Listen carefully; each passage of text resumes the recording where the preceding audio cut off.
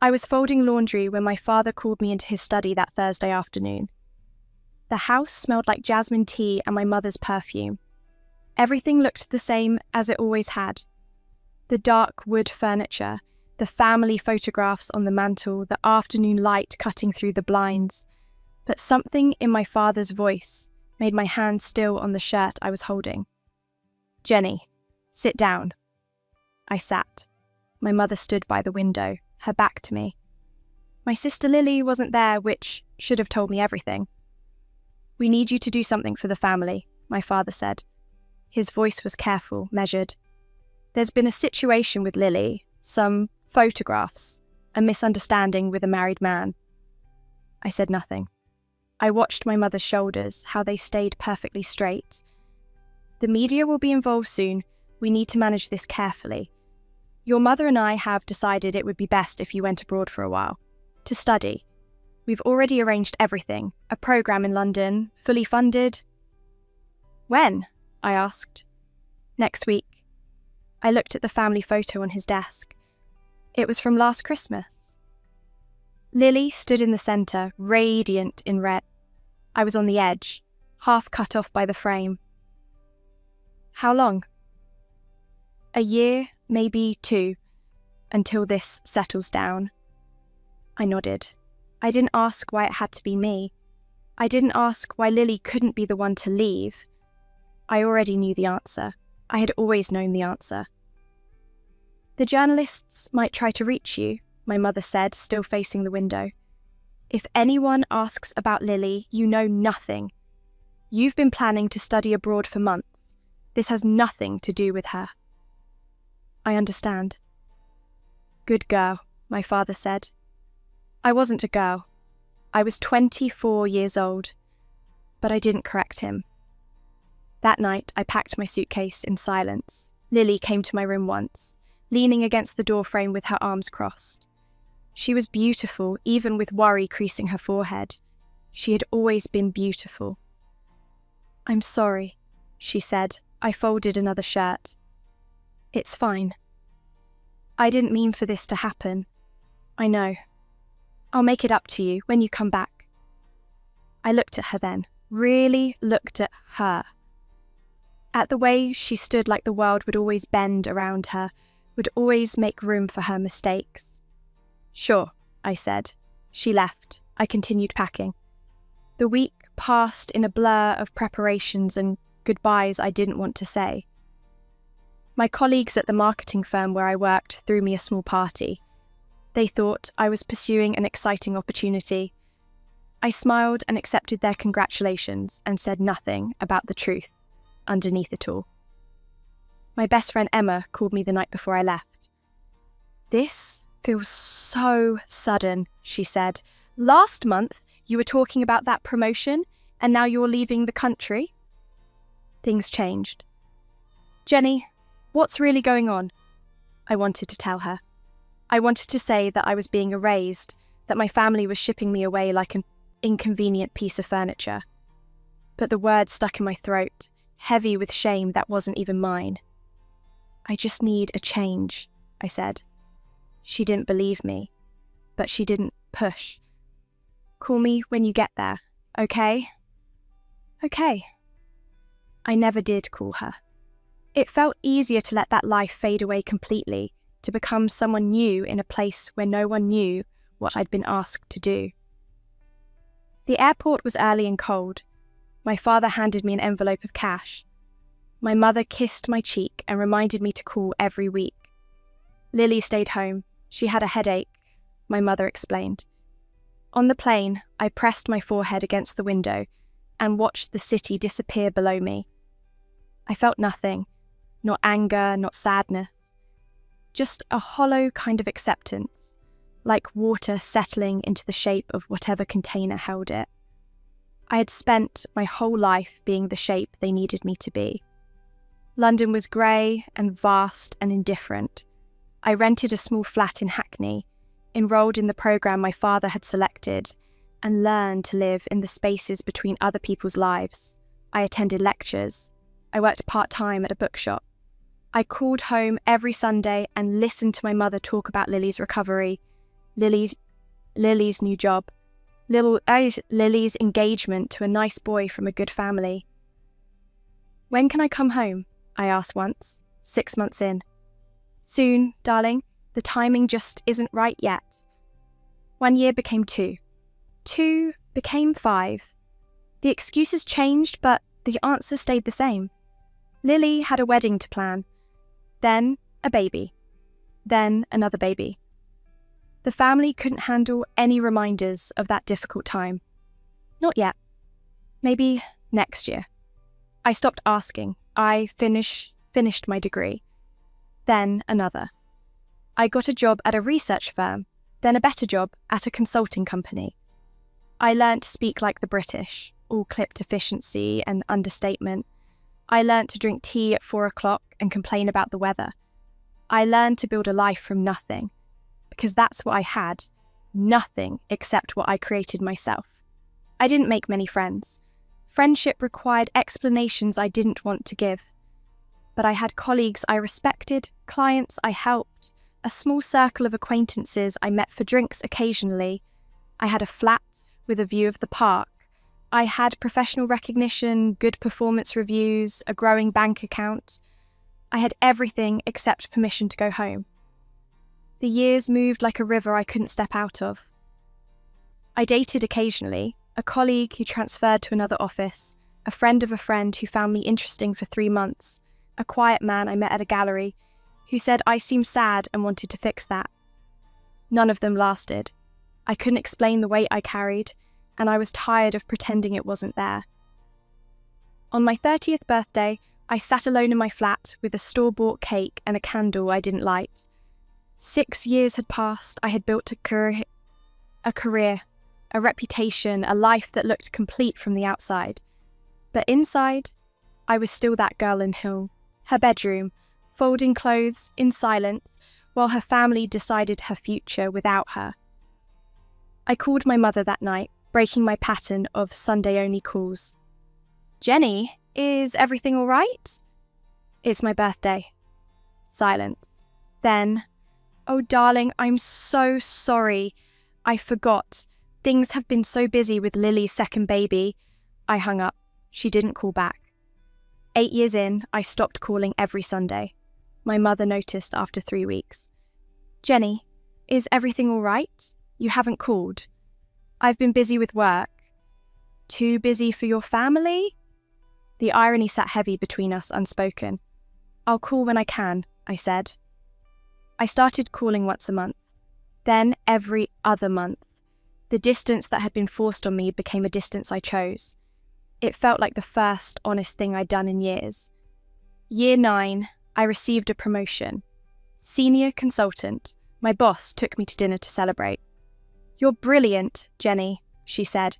"Absolutely brilliant. The clients love you. You have a real future here."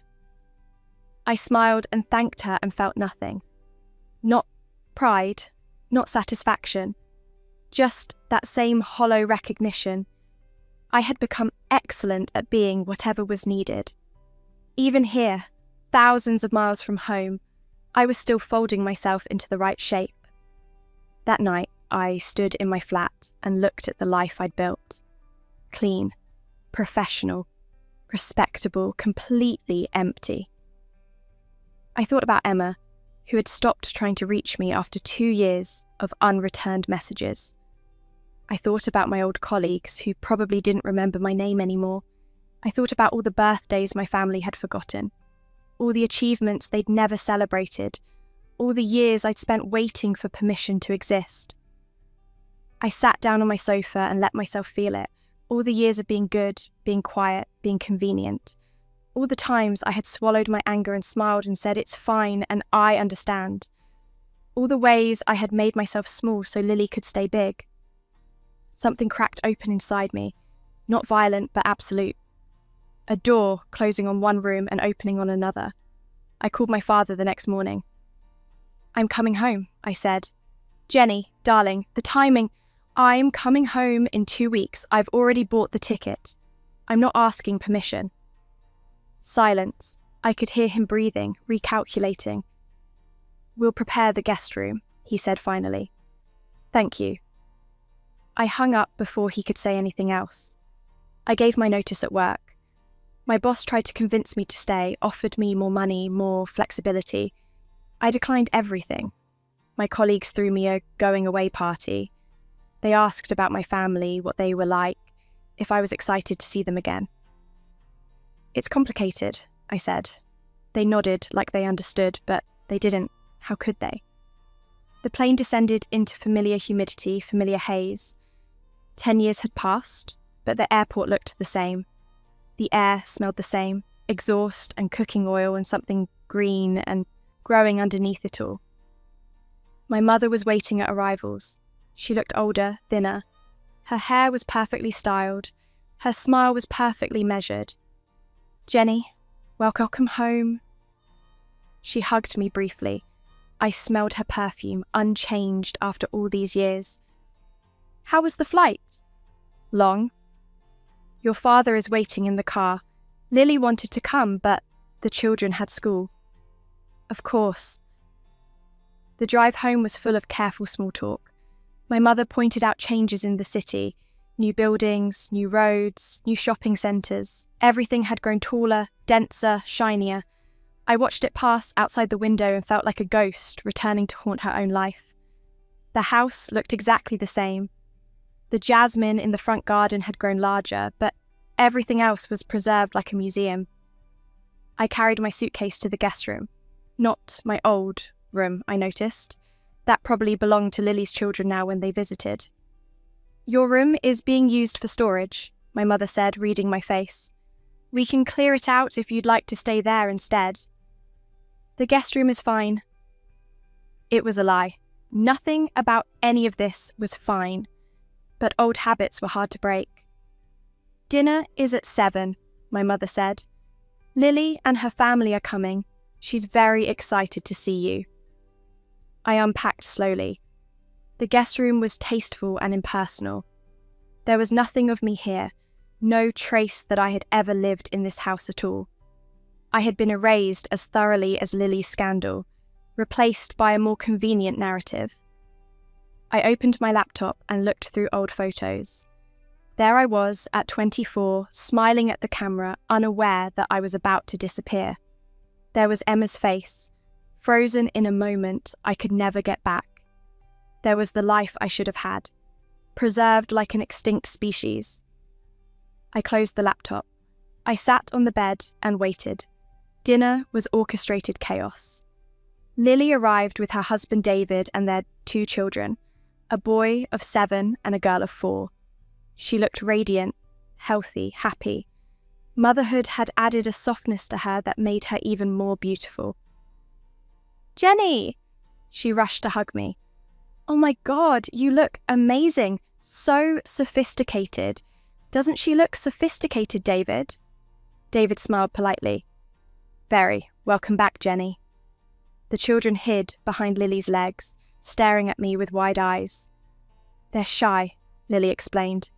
"They've only seen you in photos. Can you believe it? Their own aunt, and they don't even know you." She said it lightly, like a joke.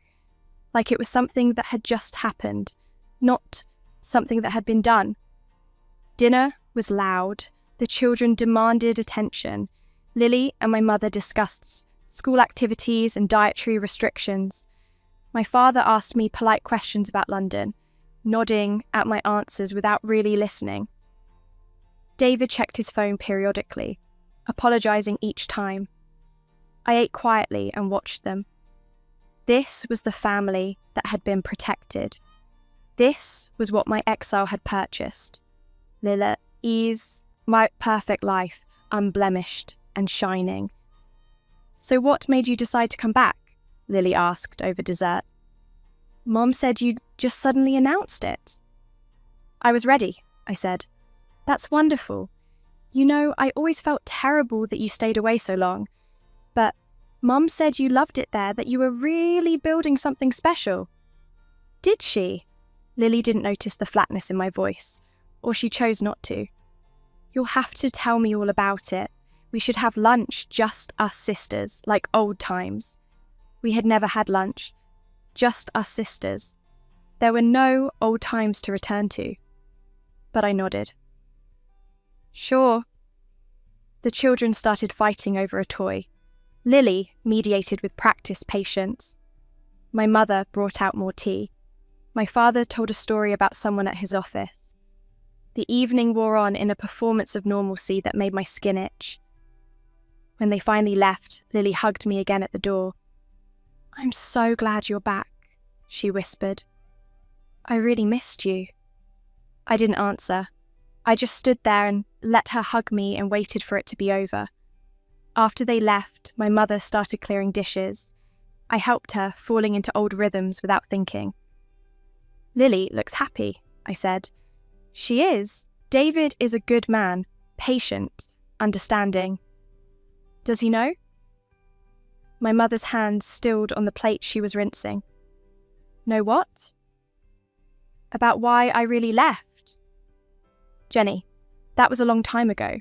There's no reason to bring it up now." "I'm not bringing it up. I'm asking if he knows."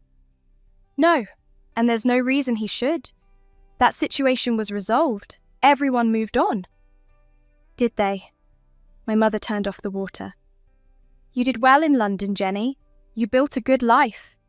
You should be proud." "I should be proud that I got sent away so Lily wouldn't have to face her own consequences." "You make it sound so ugly. We did what was best for the family. You did what was best for Lily. She was fragile, she needed protection. And what did I need?" My mother looked at me, and for the first time, I saw something like uncertainty in her eyes. "You were always stronger. You could handle it. So I got punished for being strong. No one was punishing you. We gave you an opportunity. You exiled me." The word sat between us, heavy and true. "I think we're both tired," my mother said finally. "Let's talk about this another time." She left the kitchen. I stood there alone, hands in the sudsy water, exactly where I had been standing 10 years ago when my father called me into his study.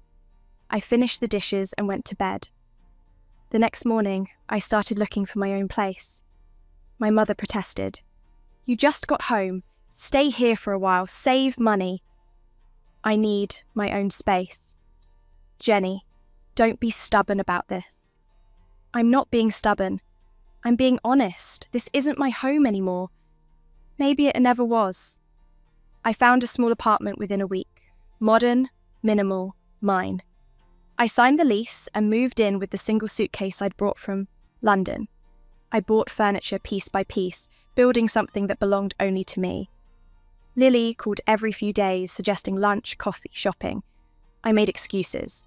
Too busy settling in, too much job hunting to do. Maybe next week. 3 weeks after I returned, my father called me to his study again. "We need to talk." I sat in the same chair I'd sat in 10 years ago. He looked older now, greyer, but his voice still carried the same certainty. "Your mother is upset. She says you're avoiding the family." "I'm not avoiding anyone. I'm just not available on demand." "Jenny, I know you're angry about what happened, but you have to understand, we were in an impossible situation." "No, Lily was in an impossible situation of her own making, and you made it my situation instead. We needed someone we could trust, someone responsible, someone disposable." He flinched. "That's not fair." "Isn't it? I was 24 years old. I had a job here, friends, a life. And you sent me away with 1 week's notice to cover up Lily's affair with a married man.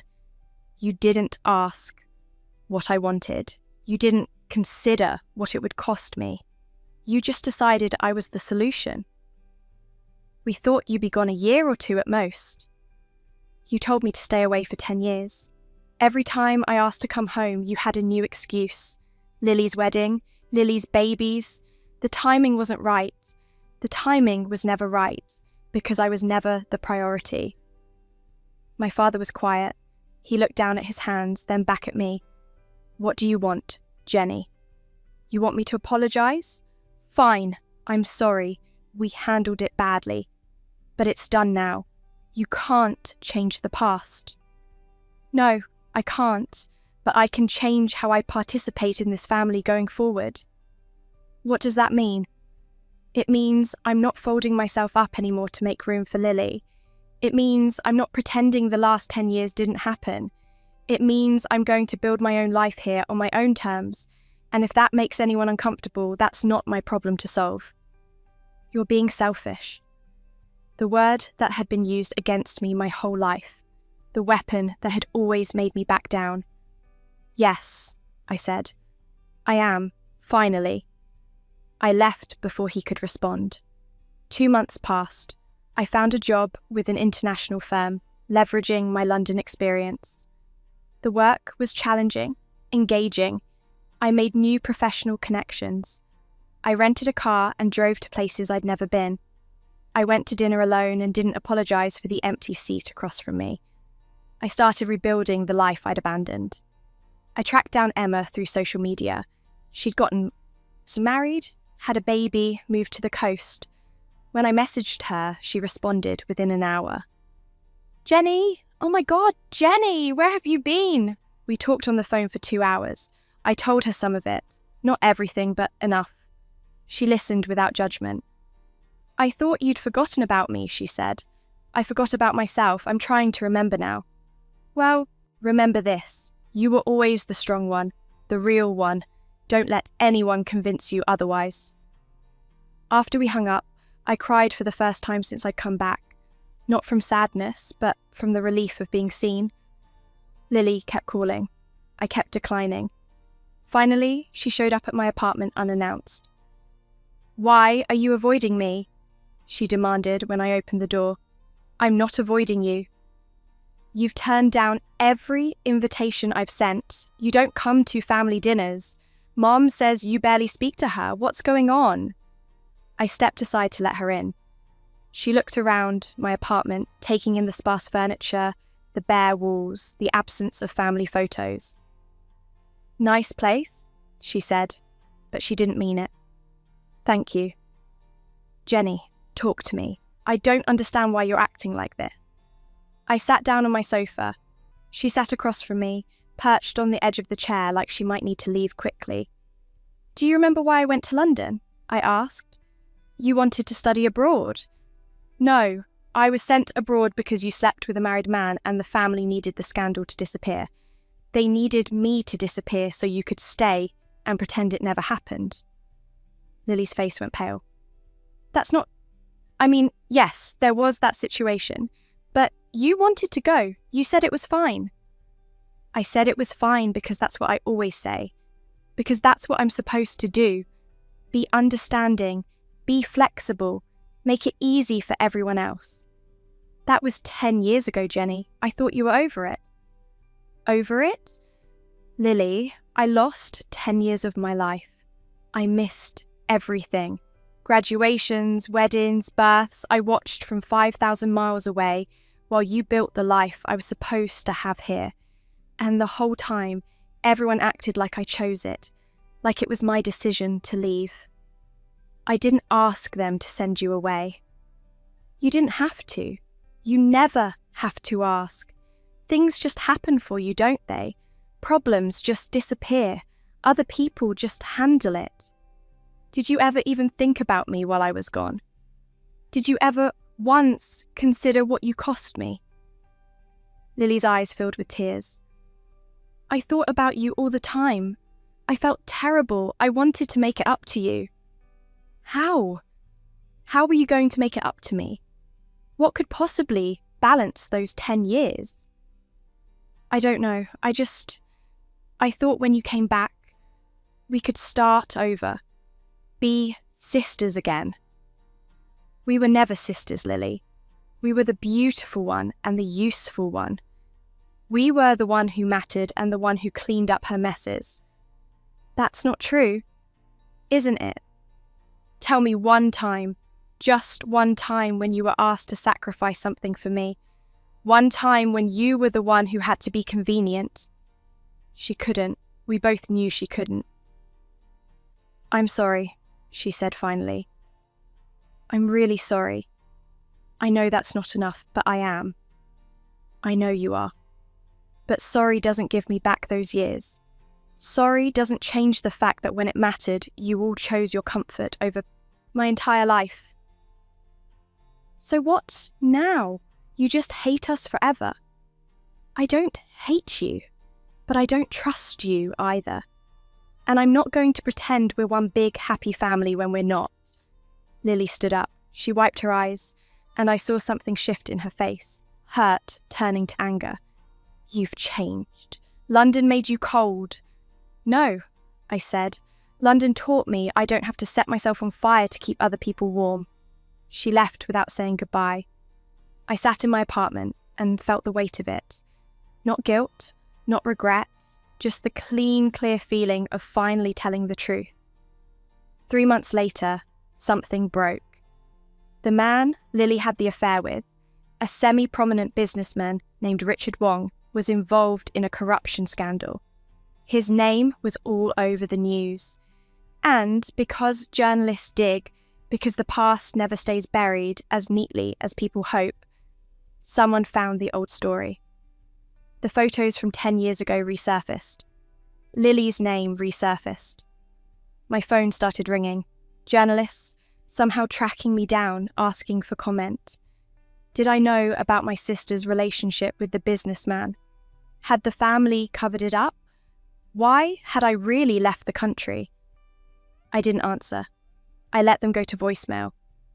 My mother called, frantic. Jenny, the press is calling. They're asking about you, about why you left. What did you tell them? Nothing. I haven't spoken to anyone. You can't talk to them. Do you understand? If they ask, you say nothing. You don't know anything, just like before. Just like before. The words hung there, and I realised they thought I would do it again. They thought I would lie for them again, cover for them again, disappear myself again to protect Lily. Mum, I need to go. Jenny, promise me. I hung up. A journalist caught me outside my building the next morning, young, eager, holding out a recording device. Jenny Chen, can I ask you a few questions about your sister? I could have walked past him. I could have said nothing. I could have been convenient one more time. Instead, I stopped. You can ask, I said. He blinked, surprised. Really? Yes? He fumbled with his recorder. Is it true your family sent you abroad to avoid media attention about your sister's relationship with Richard Wong? I looked at him. I thought about the girl I'd been, folding laundry in the afternoon light. I thought about 10 years of exile. I thought about my mother's voice saying just like before. Yes, I said. That's true. Can you elaborate? 10 years ago, my sister had an affair with a married man. When it became public, my family was concerned about the scandal. They decided the best solution was for me to leave the country.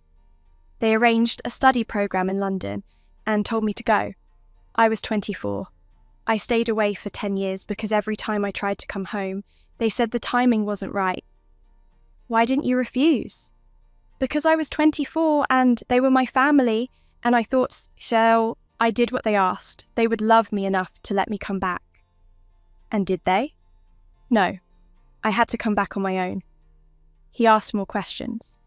I answered them all honestly, calmly, without anger or embellishment. Just the facts, clean and simple. When he left, I felt lighter than I had in years. The story ran 2 days later. My quotes were featured prominently. The article painted a picture of a family that had sacrificed one daughter to protect another, of a systemic favoritism that had exiled an innocent person to preserve a guilty one's reputation. My phone exploded. My mother called 16 times. My father called 8. Lily called and called and called. I didn't answer any of them. Instead, I went to work. I had dinner with a colleague. I went home and slept peacefully. The next morning, my father appeared at my apartment. He looked smaller than I remembered, older and uncertain. Can I come in? I let him. He sat down heavily on my sofa. What have you done? I told the truth. You've destroyed your sister, do you understand that? You've destroyed this entire family. No, Dad. Lily destroyed herself 10 years ago. You and Mum destroyed our family when you decided one daughter was worth protecting and the other was worth sacrificing. I just stopped lying about it. We gave you opportunities. You gave me exile. You can call it whatever you want, but that's what it was. So this is revenge? You're going to tear us apart because you're bitter? I'm not tearing anything apart. I'm just not holding it together anymore. There's a difference. He stood up. Your mother is devastated. She's barely eating. And Lily is getting phone calls, messages. David is furious. The children are confused. I'm sorry they're hurting. I really am. But I'm not responsible for their pain. I'm only responsible for my own truth. You're being selfish. Yes, I said again. I am. He left. The door closed behind him with a soft click. Over the next few weeks, the story grew and then faded, as stories do. Other scandals emerged. The news cycle moved on. But the truth stayed, solid and unmovable. My inbox filled with messages. Some were cruel, calling me a traitor, saying I'd sold out my family for attention. But others were different. Women, mostly, telling me their own stories of being sacrificed, overlooked, erased, thanking me for speaking up, telling me I'd given them permission to do the same. I read every single one. Lily called me once more, 2 months after the article ran. David left, she said. Her voice was small, hollow. He took the kids. He said he can't trust me anymore. He said I'm not the person he thought I was. I'm sorry. Are you? Is this what you wanted? I didn't want anything except to stop being invisible. Well, congratulations. You're visible now and I'm destroyed. Lily, don't. Just don't. You got your revenge. I hope it was worth it. She hung up. I stood there with the phone in my hand, waiting to feel guilty, waiting to feel like I'd done something wrong. I felt sad. I felt tired. But I didn't feel guilty. I put the phone down and went about my day. My parents stopped calling. They stopped inviting me to things. I was erased again, but this time it was different. This time I had chosen the distance. I had drawn the boundary. I had said no more and meant it. 3 months after everything exploded, I got a text from Lily. I'm in therapy. My therapist says I need to take accountability for my actions. So I'm telling you, I'm sorry. I'm sorry for the affair. I'm sorry for letting them send you away. I'm sorry for benefiting from your exile. I'm sorry for not fighting for you. I don't expect forgiveness. I just needed you to hear it from me. I read it 3 times. Then I wrote back, thank you. I hope therapy helps you. I really do. It wasn't forgiveness, but it wasn't cruelty either. It was just honest. She didn't respond. I didn't expect her to. 6 months later, I was in my apartment on a Saturday afternoon. Sunlight came through the windows. I had nowhere I needed to be. Nothing I needed to perform.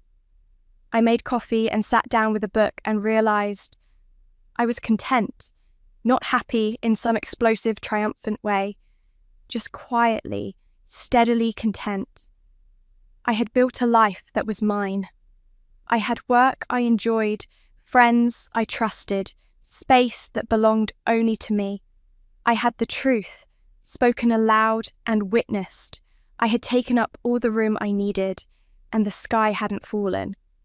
My phone buzzed, an email from my mother, subject line, family gathering. I opened it, cautious. Jenny, your father and I are hosting dinner next Sunday. Lily will be there with the children. They're visiting for the weekend. We would like you to come as well. I'm not asking you to forget what happened. I'm just asking you to consider whether permanent estrangement is what you really want. We're still your family. That has to mean something. Mum. I read it twice.